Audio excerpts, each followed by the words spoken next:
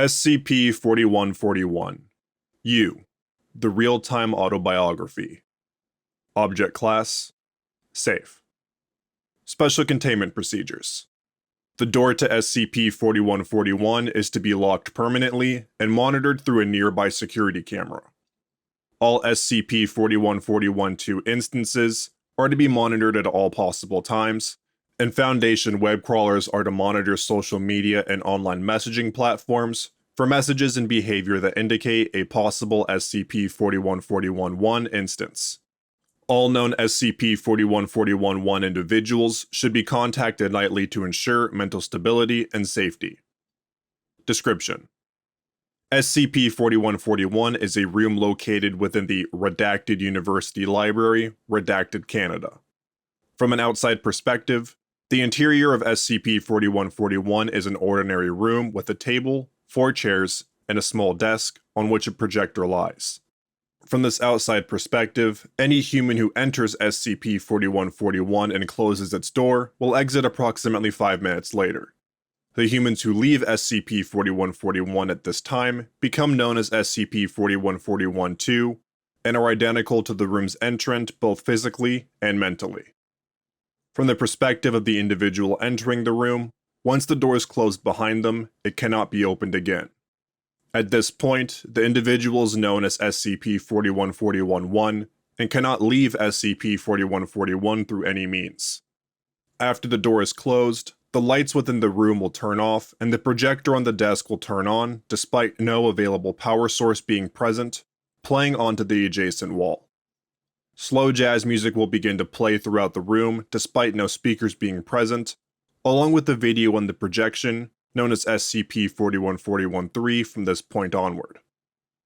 Due to the nature of SCP-4141, it is currently impossible for the intro to SCP-4141-3 to be properly documented.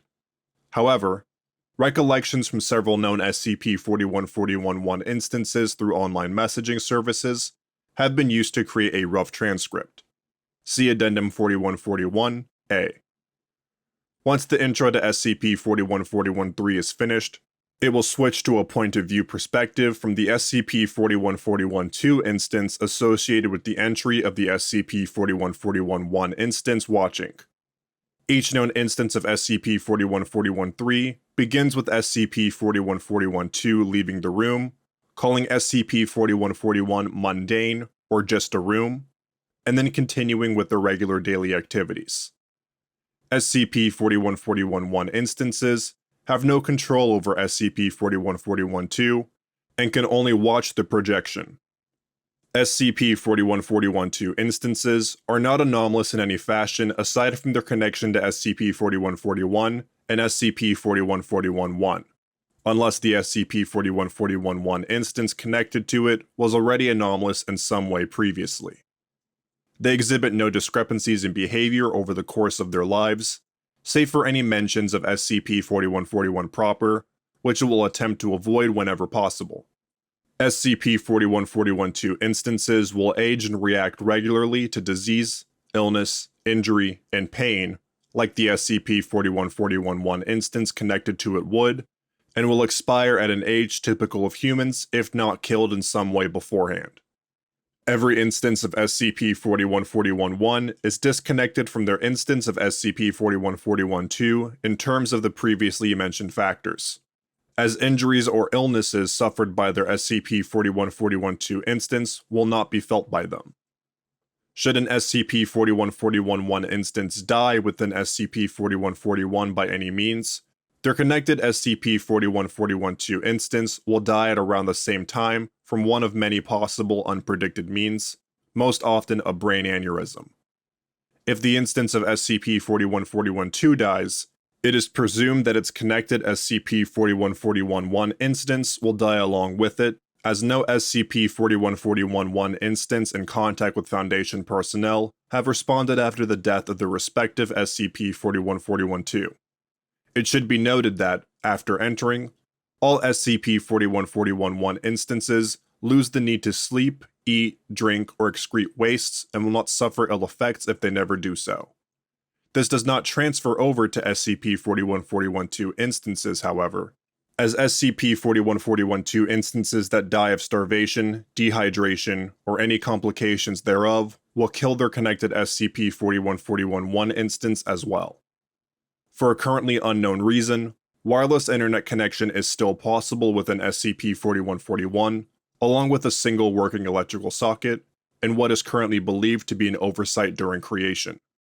Cellular connection is cut off, but SCP-4141-1 instances inside can connect to the internet and communicate through it while inside, which is currently the only known way of contact and the method the Foundation uses to keep up to date with the conditions of what are currently 4 different SCP-4141-1 instances.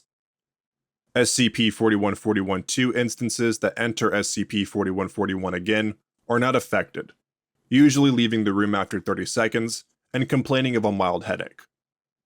Addendum 4141-A. The following is a rough transcript of SCP-4141-3's intro, spoken by what is described as a young American male. Greetings, and welcome to the show. Both my colleagues and I are pleased to present our magnum opus, our masterpiece, the greatest work of visual art and/or cinema ever made. This is You, the Real-Time Autobiography. You might be wondering what this is. In the simplest terms, it's you. A perfect biography and chronicle of your entire life as if it would be lived by you. Except, you don't have to live it yourself. You're a spectator for the rest of your life, able to make your own conclusions and determine how you feel about your own actions as they happen. Rest assured, dear viewer, nothing that the person you're going to watch does would be out of character for you to do yourself. This is you. Purely you. The only proper and true chronicle of your entire life from this point onward. We all had a lot of fun making this, and we hope it shows. And from me, and all my friends and colleagues and acquaintances from Are We Cool Yet, we'd like to say, enjoy the show. Thank you for listening to SCP-4141, You, the Real-Time Autobiography. If you enjoyed this SCP, please like and subscribe, and follow the link in the description to the SCP Wiki, and vote to support it and the SCP Wiki as a whole.